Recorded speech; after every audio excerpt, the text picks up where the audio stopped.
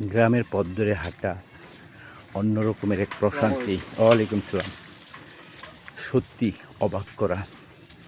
এই পথ দিয়ে মানুষ চলাচল খুবই কম, কিন্তু শান্ত নিবিড়, মনকে আন্দোলিত করে এবং হাঁটা চলা করতে যান্ত্রিক কোনো ভয় থাকে না।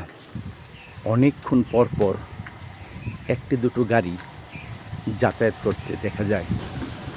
আম, জাম, কাঁঠাল, নানা গাছে ভরপুর আমাদের গ্রাম। প্রকৃতির আহ্বান থাকে। আমার এই সাজানো গোছানো সাজুগুজু করে তোমাদের জন্য রেখেছি।